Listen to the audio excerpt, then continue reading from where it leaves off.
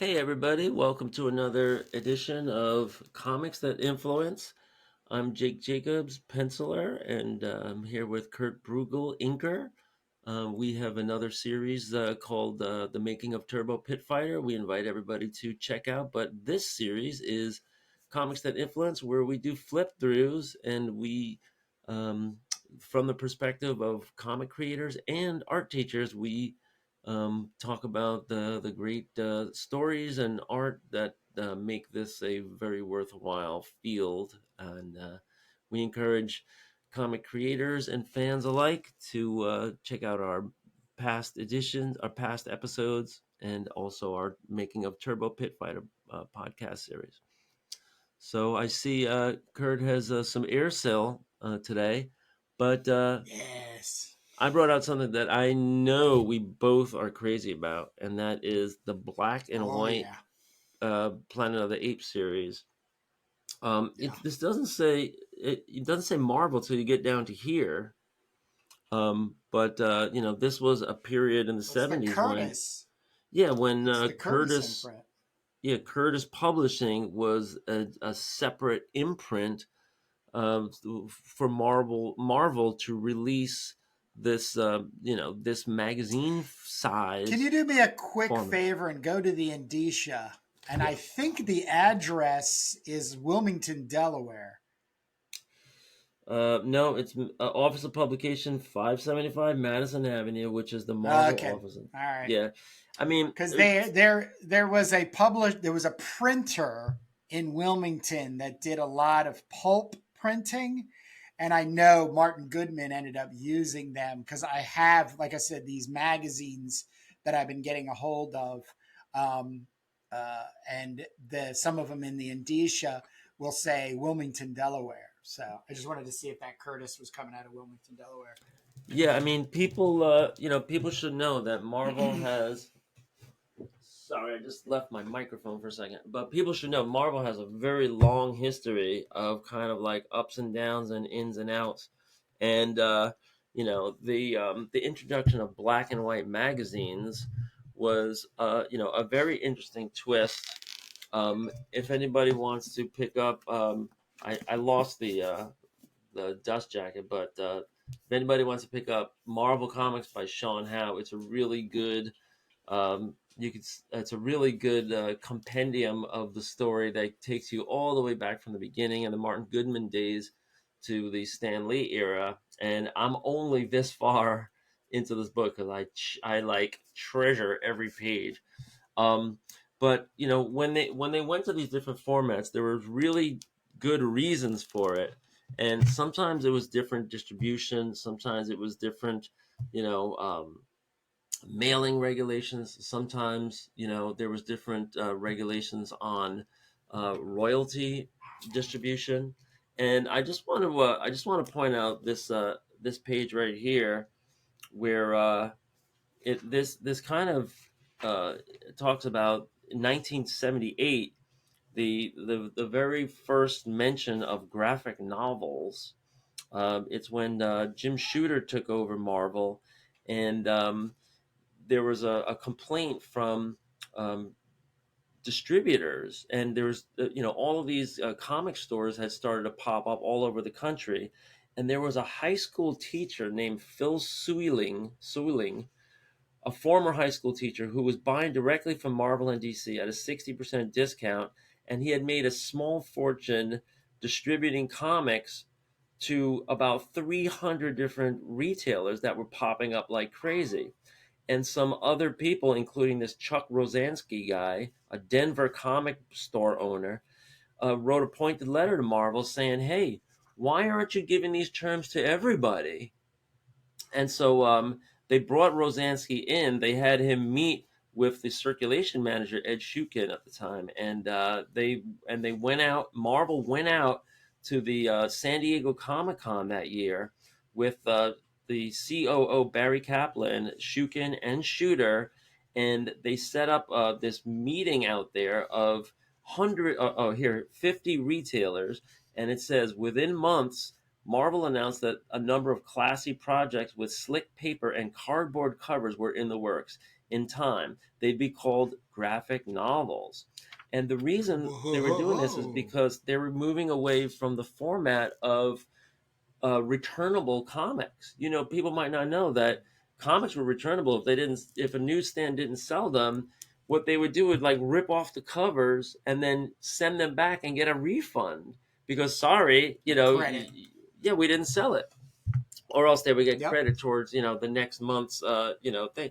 And they were and Marvel was saying no, we're selling like 20 times more collectibles now, than we're not making these disposable, we're making them collectible. And they started to go straight to the retailers, and they not only changed the format into graphic novels. Well, let's make these more professional so they look like books, keepsakes, things that you can keep around.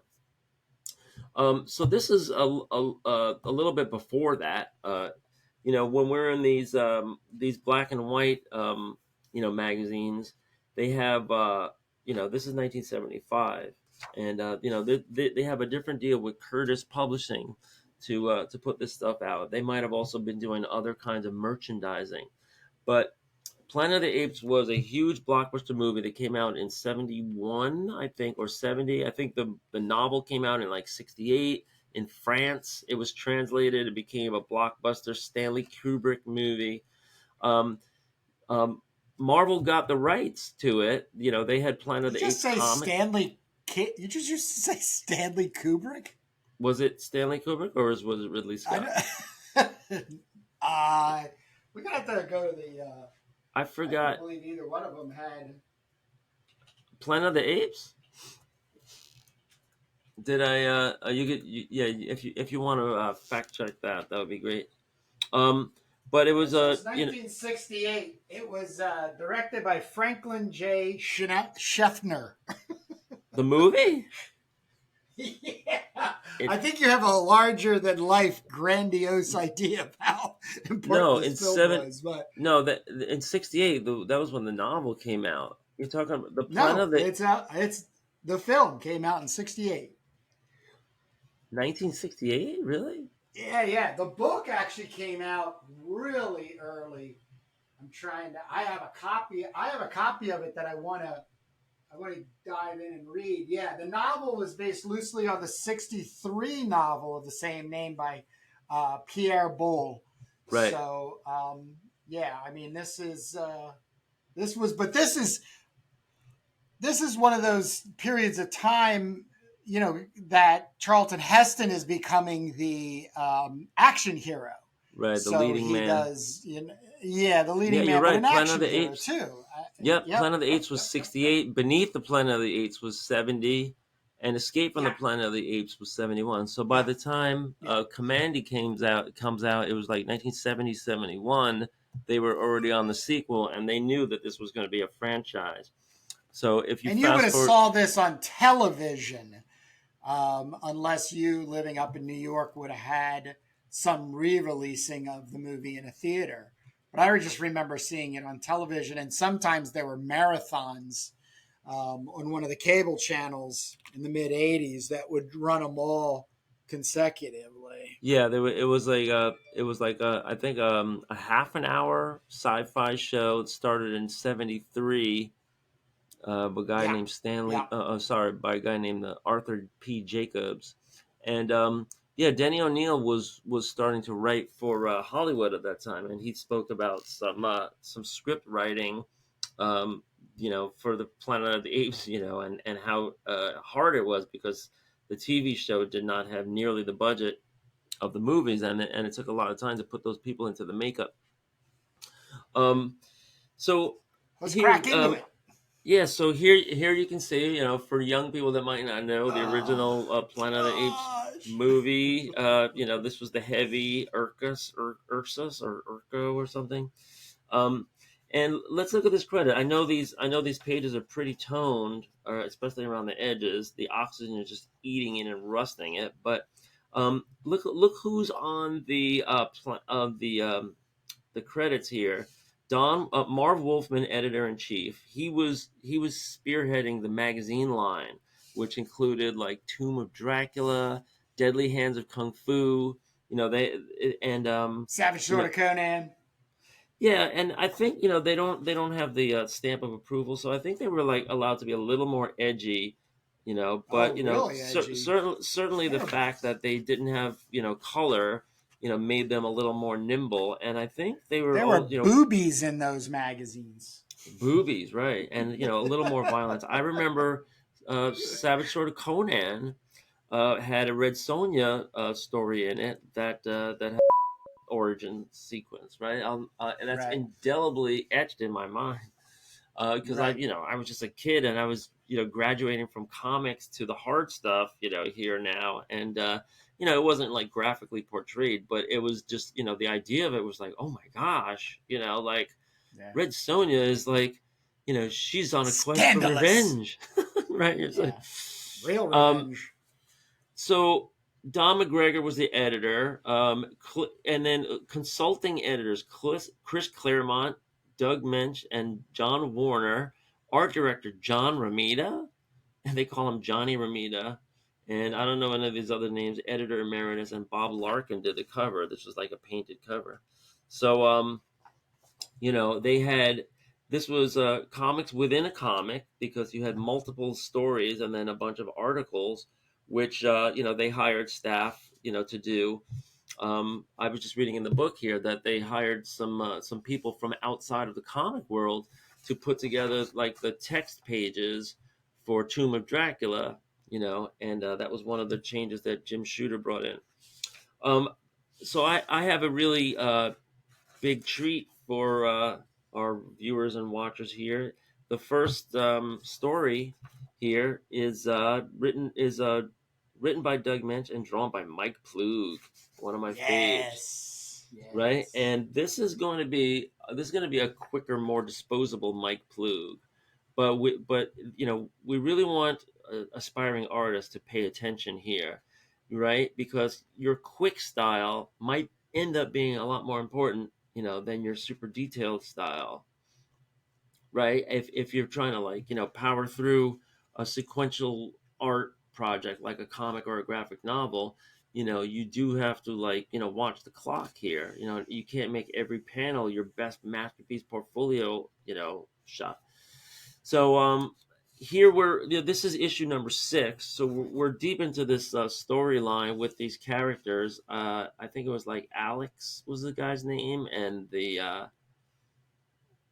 I forget these other characters' names, but there was Malagania, who was like a female. I guess she was like analog to Nova.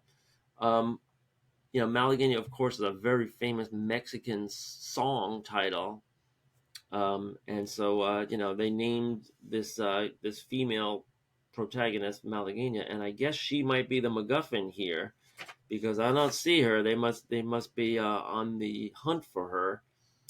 Um, but here they are, like standing around brooding. This Shaggy character had just died in the previous episode. I'm inferring. Look at this quick style. You might see Richard Corbin doing this too. Like, he'll kind of like do these characters, add some shading, and then this is just kind of like an afterthought. Like, okay, I'm just gonna blob these in. The silhouette trees works. It's still very realistic, but here, we're cutting to the chase. And artists should see this is the grass, this is the rocks, and this is the bushes. Right, this is like very handy to do. The rocks don't look so bad. The grass is kind of like the Charles Schultz version, but just do a couple of realistic leaves. Look at this black unifying kind of bar that does just pulls them all in. Right, they're standing around like this. And it's okay then to have like some dead space. That the people are going to come in with some word balloons, right? The production guys. Interesting here what they did with the narration panels. Notice how they're a very dark gray tint with knockout white type, not completely Yeah. black, right? It's nice. And yeah, Nice. We're this gonna have to real steal that one. it really works because otherwise, if it was black, it would just meld into this tree shape, and then you would lose it. Um, but what is the percentage of that tint? You know, it might be like 75, 80, might be 85. It's hard to tell exactly, but there's just a little, if you look with a loop, this is a little white halftone dot in there, making it into a tint. So yeah, let's get into it. This is like the mastery of Mike Plug. Here we have Yeah, pull it to the right. this whole Pull it to the big right, center it montage up. page Nice, nice. where you can see he's putting in the flashback sequences in, with all of these, I guess, terrible things that happened. And, I don't know how well you can see this on your monitor, but these magazines very well. What are we talking about here? These are gray washes, and this looks like charcoal where you could actually see the Yes. texture of it, right? No inking here, Yeah. straight to, you know. So how did they do this in '75? Is this photographed, art that was, using like some India ink kicked back with water and make these little gray washes, and then they photograph it? I mean, they if they do that, it doesn't have to be four color. Remember, this is just all grayscale. So you can photograph that, and then you could get a Velox made that has a halftone dot in it. Yeah. I think that's what they ended up doing, because I have some of those Veloxes made. You used to have to go to a place. It was called like a service bureau. It was called like an output shop, right? And you could say, "Can I have this, art with these grayscales, reproduced with a halftone?" And then you would say what the line screen would be, right? I think comics use like a 133 dots per inch line screen halftone. There's circular dots, there's diamond shaped dots, there's something called stochastic dots, right? Which is like kind of like randomized dots. But that was the thing about the Planet of the Apes, is that you had this kind of like immediacy, to the art. It was rushed. There was no colors. There was no inks. It was just like straight from the pencil to the, to the output bureau, where they would screen it and then send it off to the printer to make plates. And pretty good reproduction quality. It's just hitting cheap paper here. You can see this is like toned newsprint quality paper. This is going to turn to pulp at some point. But great art, great story. Plug is definitely one of the sons of Frazetta, we spoke about. And here he is. This is just him by himself doing the art. Laying in these gray tones, kind of what you're doing, right? You're playing around with the graphite pencil. You're playing around with like Absolutely.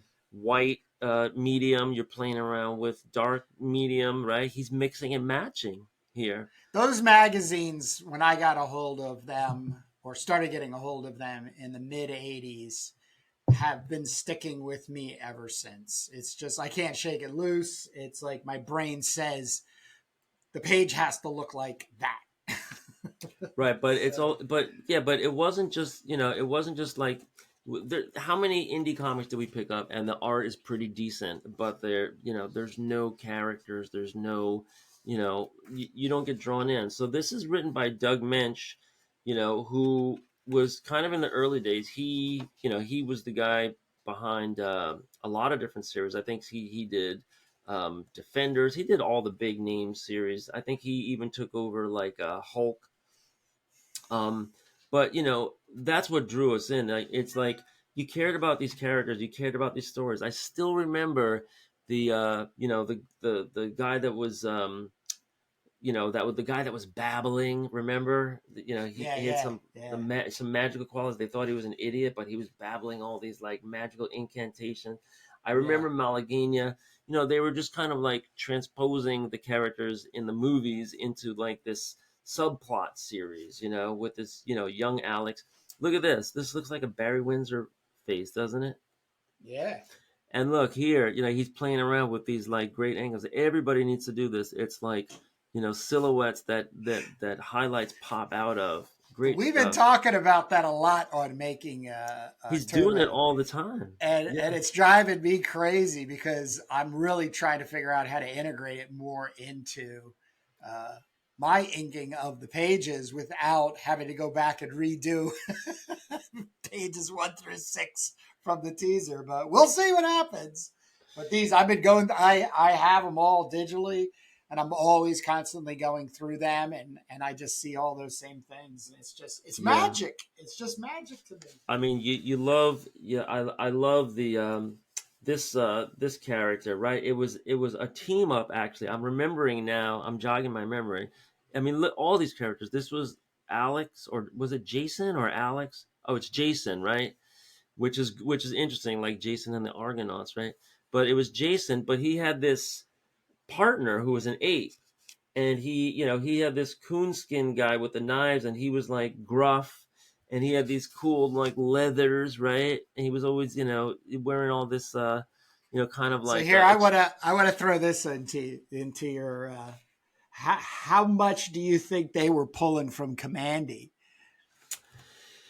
interesting question, right? Yeah, I mean, Commandy had already been out there and established, and that was Jack Kirby's. If anybody hasn't seen our series on Commandy, we did the first 20 issues flipping through, and Jack Kirby was tasked by DC with making a Planet of the Apes ish Yeah, series because yeah. DC couldn't get the rights to Planet of the Apes.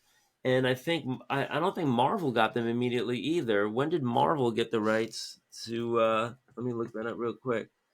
Um, Comics. Planet of the Apes started with Marvel in 1974, and they did. Oh yeah, that was this. This was first. I know the floppies came out later with that were full color throughout. But this was done first, and what a great project to be on. So you have this the lawgiver, right, who is like this orangutan guy, um, and Commandy's here he's being 1972. what came out in 72. Commandy, Oh, Commandy.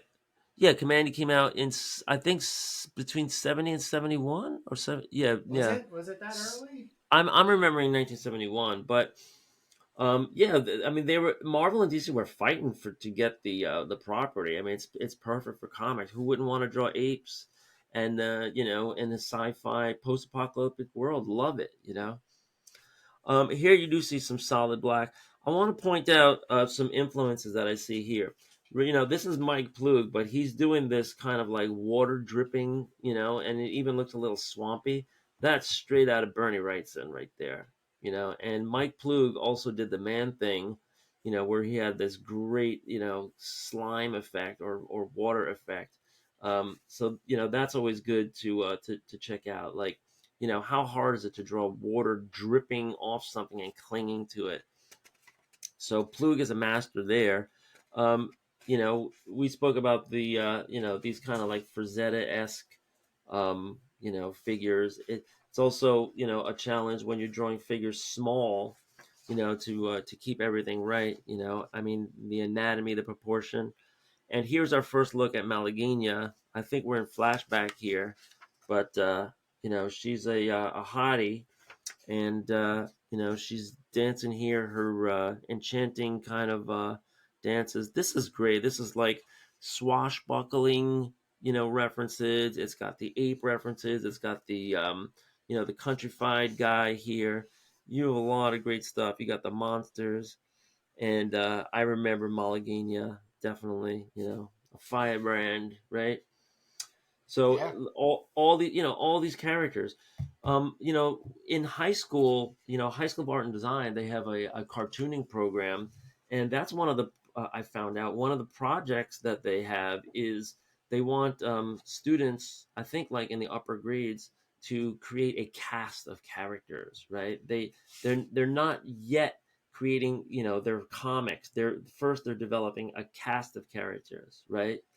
That's a And neat I approach. love I love that the cast of characters, like we're doing the cast of characters in Turbo, we're doing the cast of characters in B movie She Devils, right, where you have all these different roles and all these different types. So you have a robust cast of characters here. You got Jason the lawgiver, you got Malagueña, the Outback guy, and then other characters that come and go, and then Slide it to the right. it's also very valuable in comics if you want to drive engagement is to kill off a character, right? Heck So yeah. so there's no harm in having a little too many characters at the beginning, because if you introduce a character in the same issue or the same episode that you kill them, then it's obvious a mile away that they're going to die as soon as you meet them, right? Like when you're watching, like, like Star Trek or something, and they're like, "Hey, who's this guy? We've never seen him before. Oh, he's gonna be die. He's gonna die, man. He's done." Yeoman Johnson. Right. So here you see they're playing around. I kind of like this. I mean, you can see the difference. They have maybe like an 80% tint with white knockout type. Here's like a 10 or 50 or 20% tint with black type. Here you see the charcoal. I don't know if there's ever any inks here. Maybe he's just pressing. I don't know if it's charcoal, maybe like an ebony pencil. It looks like he's coming in with charcoal, but then you got to be careful handling these pages because it can get all smudged if you're like rubbing elbows and stuff. Look at this right here. Look at this really like delicate he's making these like cave stalagmites, right? And it's just beautiful. He probably does this in like 3 seconds, right? It's like Bob Ross, right? Like he's Yeah. Bob Ross is making happy flowers, and this guy's making his cave stalactites. But if you use charcoal, that's the best use of it, because you're getting this kind of like, look here too, like these slate walls, right? You're getting the texture of that. And then he is like kind of like a different style here. So I think he's moving through the different pencils and the different, like here I found this. Check out this pencil I found. It's a Wow. Kohinoor 9H pencil. What? So this pencil is so hard, you can't even Just do drags an it. impression in the. Yeah, I mean it's like Oh it's my lord. it's indenting the paper before it's making any mark. No wonder it's Yeah. it's never been used. My dad got this like probably in the 50s. Um, so here we've seen these other characters. The inevitable brains in a jar. These are like the controllers back in the back office of the headquarters. Of the controlling. They did allude to this in the Planet of the Apes, that there was these like some kind of mind control brain things. Here we're getting a lot of Malagueña, right? Like coming up, cozying up here. Um, I see a lot of Barry Windsor Smith in here. Kind of like the female faces, and some of the anatomy is not perfect. If he's using a reference, then it's better. If he's just drawing, straight out. Look at this. Look at this right here. I love that. That's And this is so why great. these memories stuck with us, because Yeah. these characters, you really care about them and you really see the fire. I remember Alex had this like I mean Jason, I keep calling him Alex. Jason had this like double flip on his head. That was his defining feature, right? Yeah. You love these lights and darks, the shading here, because they're throwing the guy, he's jumping into the fire, right? I mean, you can't get better action than that. So long as I live and breathe. Please, Grimaldi, your temper. No one will flirt with my Malagueña. Do you hear me, Malagueña? No one. Swap. This is kind of a small swap. It seems like it should be a bigger swap. Um, love this. Love this. This was great. I mean, this just sucked me in when I was when Pull I it to the was center. 12 or so, right? And here you see this old elder, like, hag here. She's like, "We have seen the flames of jealousy flare brighter than our campfire tonight." This is great writing by Doug Ment. They will be lashed together in a battle of the knives. Right? See this? And, this is totally unnecessary, but this is just the interpersonal struggles. And then here you got this knife fight. He's diving out of the way, and I remember even when I was a kid, I was like, wow, this is like a little unfinished, right? Like some of this toning, I would say to myself, you know, it's not carefully inked. It isn't pen and ink. They didn't take their time. Look at this house on the back. This is all shortcuts. But I still loved it anyway, right? But I knew in my mind it was like I mean, they could turn this around much faster. They could probably get this, from an artist's desk to the printer in a matter of days, right? They just had to add the word balloons, right? And the Yep. word balloons. This was all hand lettered and then pasted up, right? This would be like paste ups back in those days in the 75. It was a job. So here we see this knife fight, this protracted battle, right? They slash apart the bond, and then ooh, he drops the knife and he punches him looks like in the groin, knocks him into the frickin' table over here. And he says, "You may as well concede now. Look, it's still going on." Oh no! They're throwing the knife at Jason's head. What's going to happen? Malagueña, get back!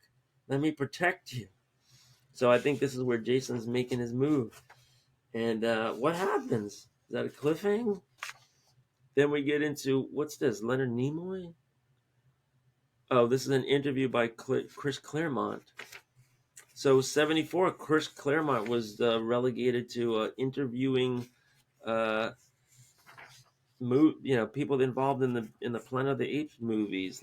He's interviewing Leonard Mark Leonard of the CBS TV series Planet of the Apes. All right, Chris. Uh, you're not quite to the part where you're going to be scripting X-Men, Giant Size X-Men #1 yet. We want you, this is earlier in 1975. We want you to interview this guy from the TV Planet of the Apes show. Um, but look, they're providing lots of photos, right? And this is important because the tie-in really drives sales. It really makes the publishers really want to go for these things because oh man, we'll get pages and pages of photos from the production. So yeah, so it's a great tie-in, and they have plenty of photos from the movies, from the TV productions, interviews. They're showing the process here, a little behind the scenes stuff, and then there's the backup story here now. This is George Tuska, and he's doing his gray tones, right? And a whole other story here. I think this was the actual adaptation of the movies that we saw and the sequels. They were just kind of serializing it. And I was never a huge fan of George Tuska. This is also his quicker style. This isn't George Tuska at his best. He's just kind of knocking the stuff out. And that's it. But these Planet of the Apes magazines, if you can find them, they're selling in the 20s now, 20 $25 a piece. Of course, this is the iconic scene here where they end the first movie. This looks like a blow up. I think they took a panel here and they blew it up to a double page spread. But yeah, and a couple of ads here in the back. Oop, who do we get here? Craig. I don't know who that is. Um, and then I love looking at these ads in the back just to see the period that we're in. But yeah, that's my report here. Planet of the Apes. If you see these, in a yard sale, thrift store, magazine stand, try to pick them up. I tried to buy these. You can't get them for like less than maybe $20 a pop now. And so a really great time capsule. No pun intended. I love how Right, they right. also took Bob Larkin's signature here and they covered it over. That's pretty bad. They couldn't That's they the couldn't love for artists couldn't there. they It's just all knock it work for over hire, baby. like half an inch over? So what do you got for us, Kurt? Oh, well, I have one of my ultimate favorite comic books of all time. I have them all. This is Stark Future, 1987. It's actually issue 10. Just for a little background on this, this is Aircel.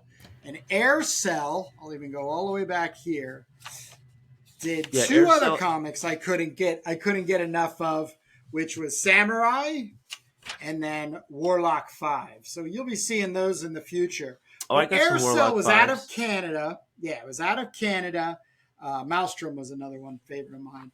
But so when little Kurt is, collecting comics, he's not into Marvel and DC. Not no. I mean, there's Teen Titans, there's X-Men, Daredevil, there's that. But other than that, I'm obsessed with ninjas.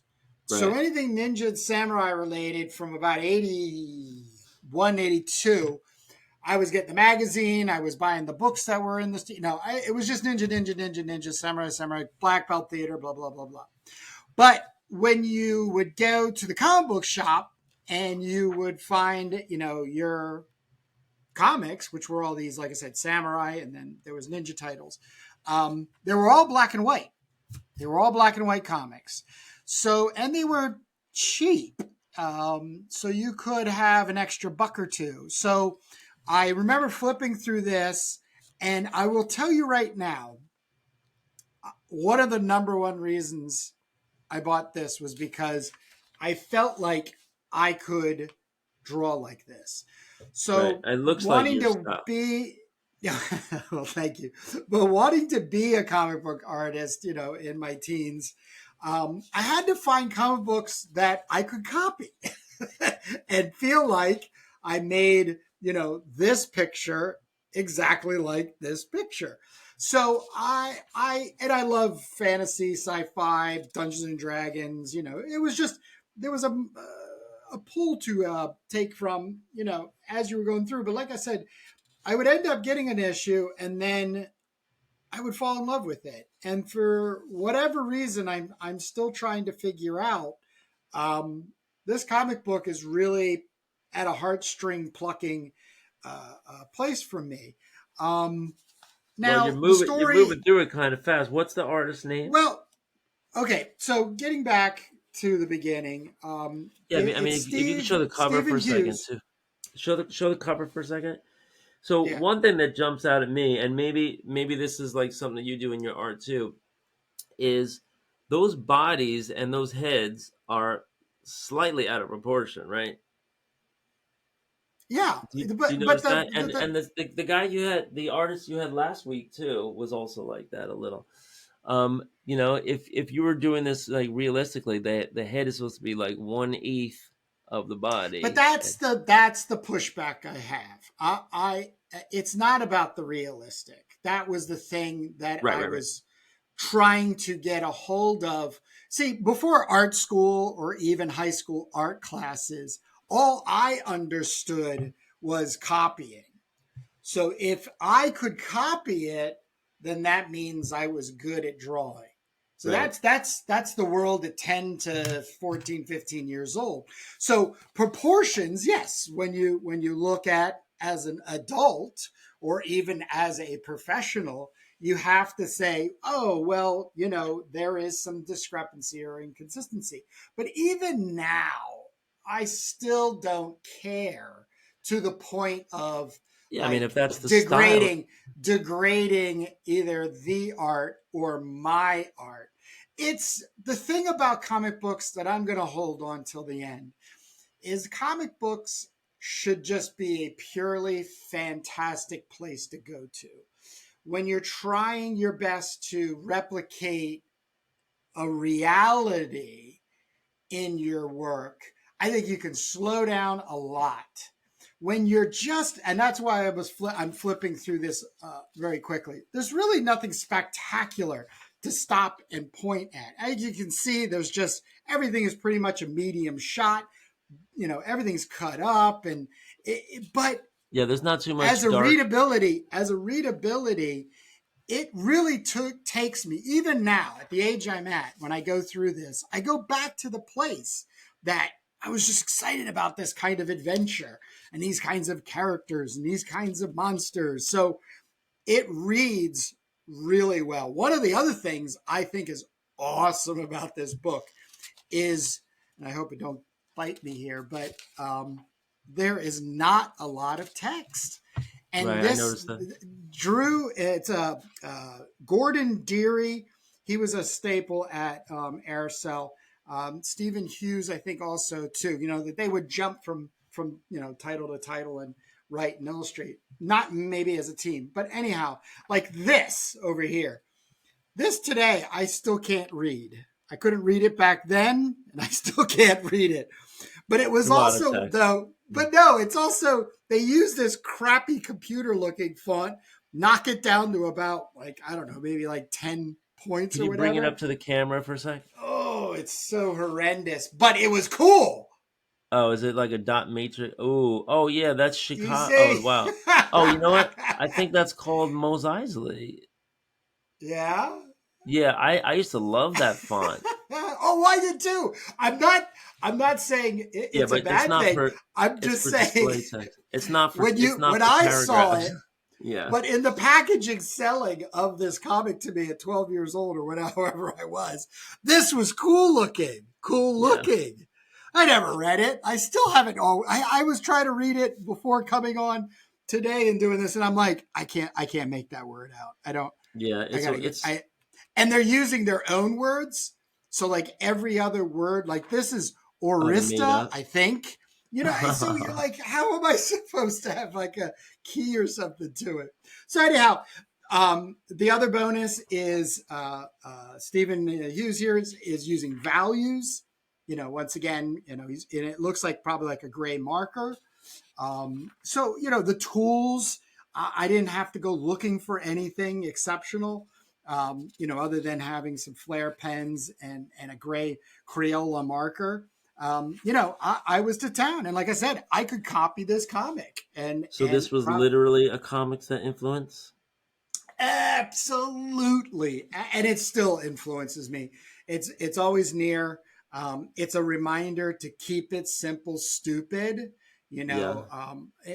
Because uh, I think the toughest part about you and I's relationship as artists is we're 2 hours away from each other, and so it would be a whole nother dynamic because if we were, let's say, hey, Jay, can I swing by and show this to you and talk to you about it? Then even if I had that sort of like 15 minutes, I could get out of my head, get back to the page and moving forward. But other than maybe texting you or sending an email or waiting till Sundays, I use these comic books to get me out of my head Yeah. and overthinking things. So that's why I keep a lot of these similar looking black and white, old, hand drawn comics around because as I'm moving through, just even inking uh, Turbo Pitfighter, I have to make some decisions, whether it's black or white, left and right, value here, value net, I need support, and these books really bring support to me.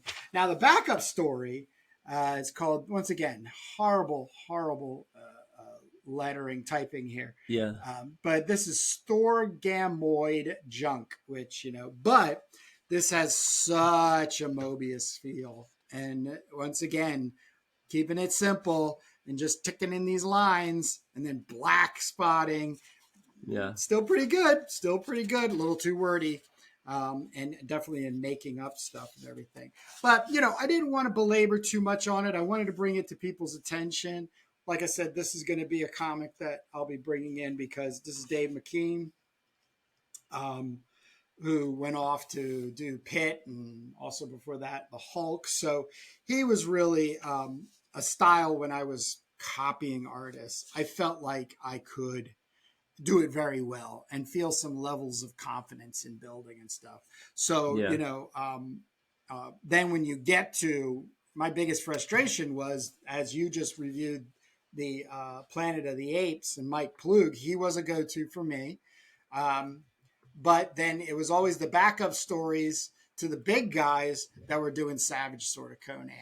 And those were the guys I always felt most disappointed about myself because I couldn't copy John Buscema, even though I had drawing Marvel the comics, drawing Marvel comics comics way, or drawing comics the Yeah. Marvel way, excuse me.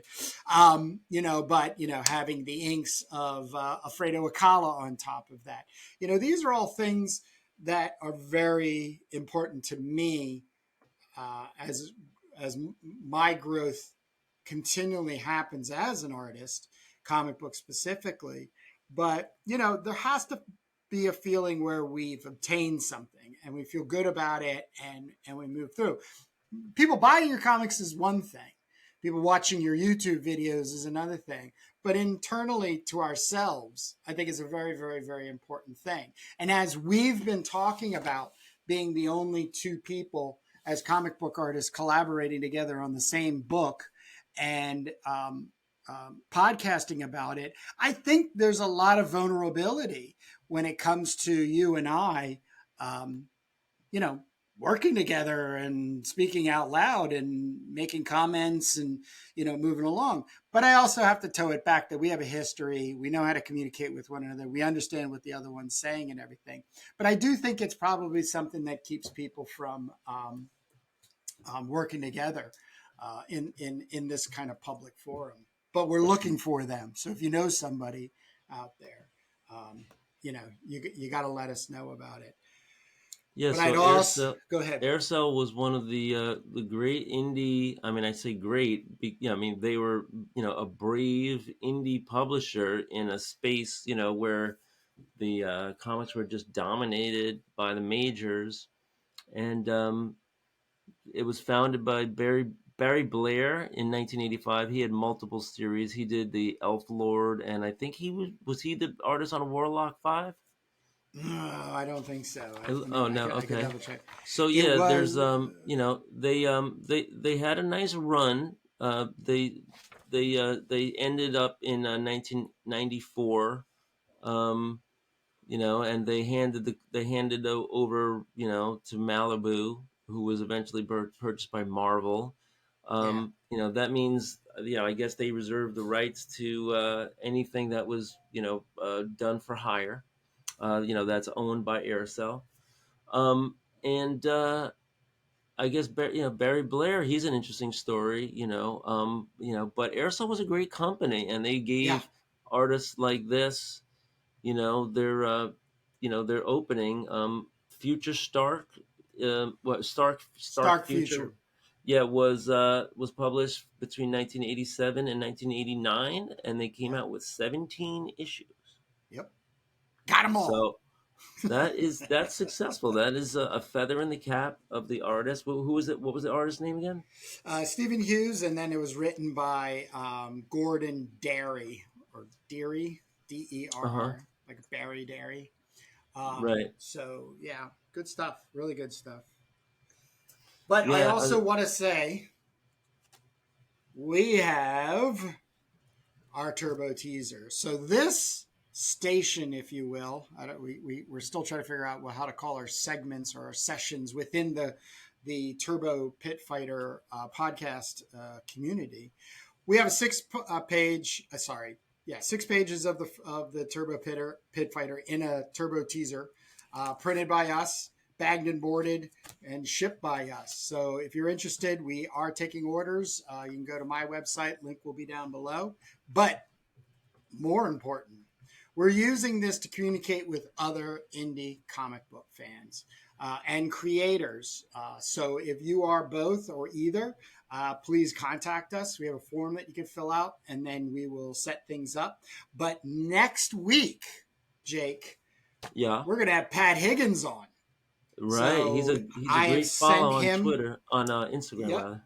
Yep, Yeah. yep. And he has a very, I don't even want to spoil anything, but you can always already see the Charles Burns influence here. But we'll Yeah. be turning our Comics That Influence show back to the Indie Comic Creator Show. So the three of us, Pat, Jake, and I, are going to sit down and talk comics. We're going to talk about making comics. We're going to talk about how do you get an audience in this here age of social media, and then the future of comics. So just want to put that out there, and get the buzz going for having Pat Higgins on next week. But other than that, Jake, I like to keep these around 45 minutes, bite size, let these people get back to reading comics, if not making comics. But do you have Mm-hmm. anything for them on the way out? Yeah, just to close off on Steven Hughes, I looked him up. He was an African American artist, and he ended up working with Chaos Comics and Evil Ernie. Oh, Um, wow. yeah, who knew?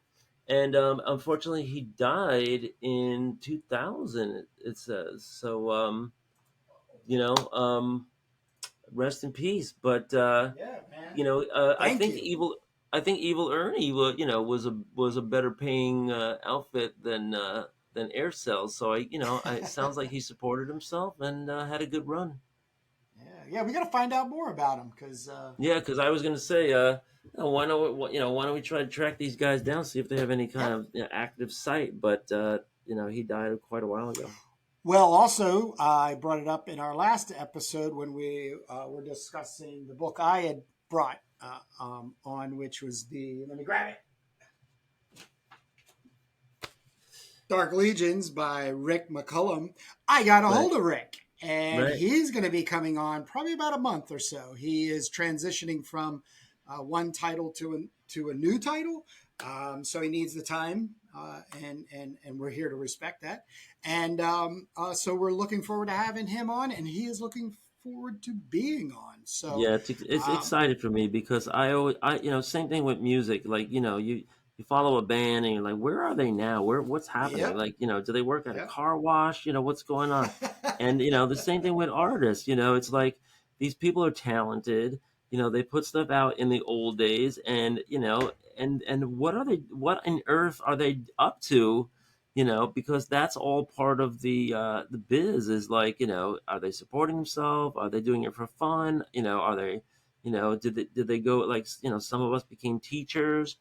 You know, um, it's all part of the big mosaic. So it's great when you can track some of these people down. Yep. So, with that being said, Jake, I look forward to next Sunday. See you next week, man.